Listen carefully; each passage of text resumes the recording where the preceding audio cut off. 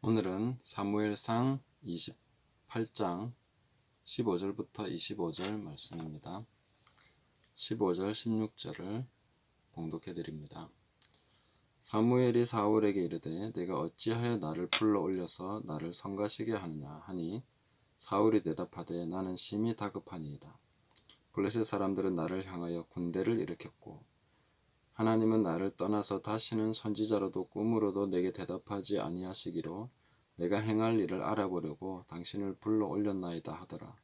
사무엘이 이르되 여호와께서 너를 떠나 내 대적이 되셨거늘 내가 어찌하여 내게 묻느냐. 아멘.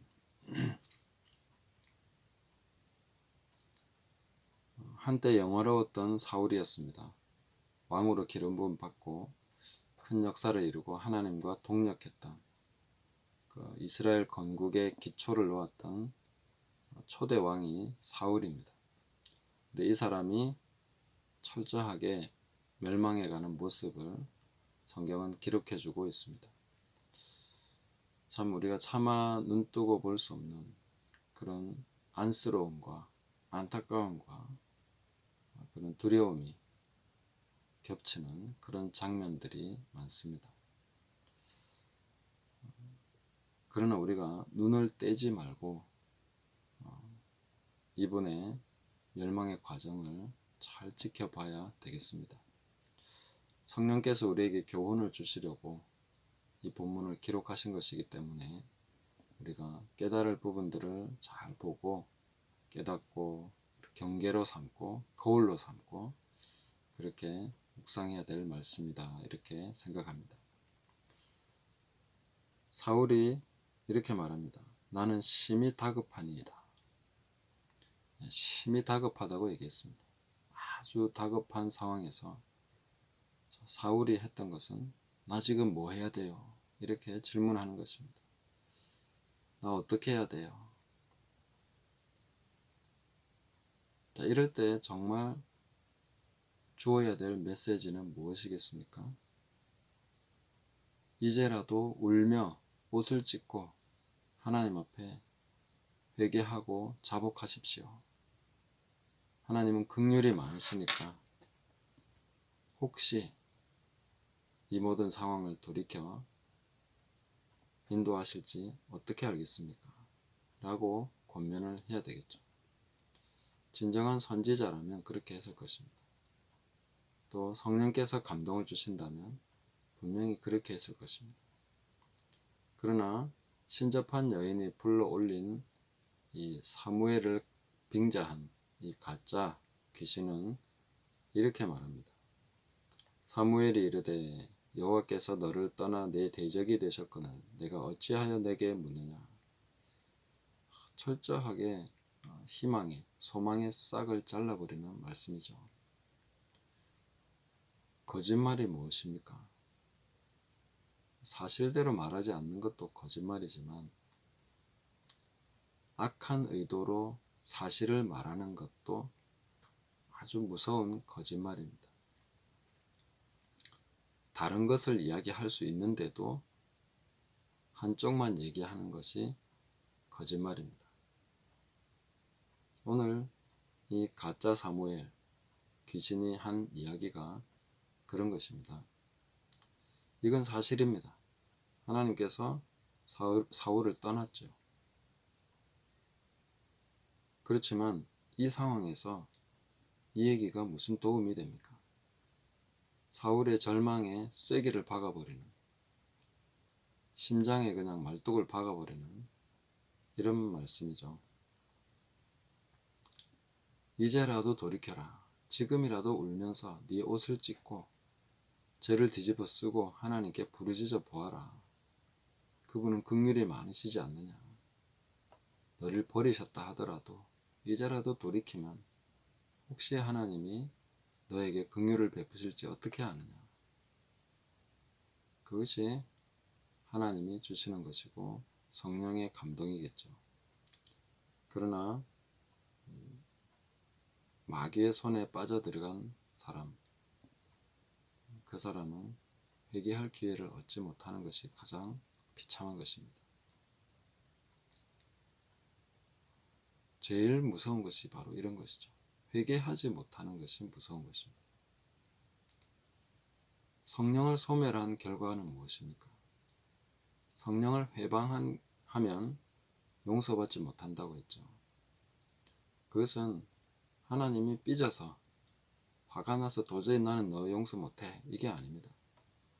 성령을 회방하고 성령이 떠나시면 회개를 못하기 때문에 용서받지 못합니다.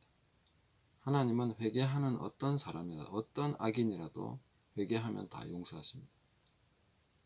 그렇지 않은 사람 아무도 없었습니다. 그렇기 때문에, 그런 줄 아시기 때문에 하나님이 이사야에게 주신 소명이 무엇입니까? 이 백성의 눈이 감기게 해라. 귀로 듣지 못하게 해라. 깨닫고 나한테 돌아오면 고침을 받을까 합니다. 무조건 돌아오면 고쳐주시기 때문에, 하나님은 긍휼과 사랑이 많으신 분이기 때문에 그분께로 돌이키는 사람 누구라도 고쳐주시고 회개하면 긍휼히 여기시고 용서하십니다. 제일 무서운 것은 그 회개 자체를 못하게 하는 것이죠. 가장 나쁜 가르침은 회개하지 말라고, 회개가 필요 없다고, 이제는 더 이상 회개하지 않아도 된다고 얘기하는, 그것이 가장 나쁜 멸망으로 인도하는 가르침입니다. 철저하게 절망에 빠진 인생에게 가장 필요한 것은 하나님이 긍휼이 많으십니다. 하나님 여전히 당신을 사랑하고 계십니다. 그분께로 돌아가십시오. 돌이키십시오. 그런 것입니다. 예수님이 요한복음 10장 10절에서 이렇게 말씀하셨죠. 도둑이 오는 것은 도둑질하고 죽이고 멸망시키려는 것뿐이다. 네. 처음에는 괜찮았죠. 자기 맘대로 하니까 기분 좋았죠. 자존심 세워가면서 그렇게 사는 거 좋았죠. 하나님을 떠나도 뭐 별거 없네 라고 생각했을 수 있죠. 그러나 점점 하나님을 떠나서 도둑의 손에 빠져들어가는 것은 도둑질하고 죽이고 멸망시키는 것. 도둑질하고 빼앗고 죽인다 이렇게까지 하지 않고 멸망시킨다고 했습니다. 멸망으로까지 몰고 가는 것이 목적이죠. 그래서 이 본문에서 뭐라고 얘기합니까? 이렇게 얘기합니다. 19절에 보시면 여호와께서 이스라엘을 너와 함께 블레셋 사람들의 손에 넘기시리니 내일 너와 네 아들들이 나와 함께 있으리라. 얼마나 무서운 말입니까? 귀신이 나타나서 이제 내일은 너와 네 아들들이 나와 함께 있을 것이다. 하나님을 떠난 인생의 비참함이 이런 것입니다.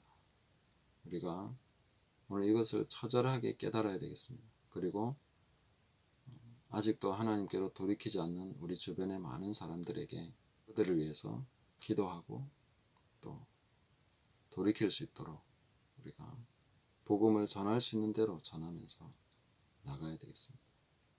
오늘도 하나님은 우리에게 기회를 주고 계십니다. 돌이킬 수 있는 기회입니다. 사울의 삶을 잠깐 이렇게 돌이켜서 보면은 사울은 굉장히 기회가 많이 있었습니다.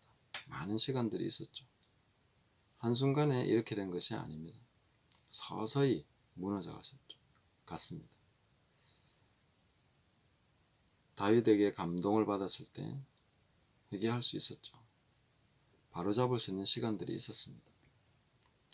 그러나 그것을 선택하지 않은 결과입니다. 하나님의 백성들은 하루아침에 망하지 않습니다. 이와 같이 많은 기회들을 지금 부여받고 있습니다. 오늘 하루 그런 기회를 놓치지 않고 하나님 앞에서 돌이키고 회개할 수 있어야 되겠습니다. 그리고 하나님과 관계를 바로 할 수 있는 시간 동안에, 우리에게 주어진 이런 시간 동안에 계속 하나님을 구하고 찾고 하나님을 가까이 하기 위해서 우리가 할 수 있는 모든 마음을 쏟아서 그렇게 해나가야 되겠습니다. 하나님을 떠난 인생의 비참함에 대해서 또 그 말로에 대해서 좀 더 볼 수 있는 본문이 남아 있습니다만은 우리가 이런 본문을 외면하지 않고 철저하게 묵상하고 깨달아서 하나님께로 돌이키는 그런 복된 나날들이 될 수 있기를 예수님의 이름으로 축복합니다.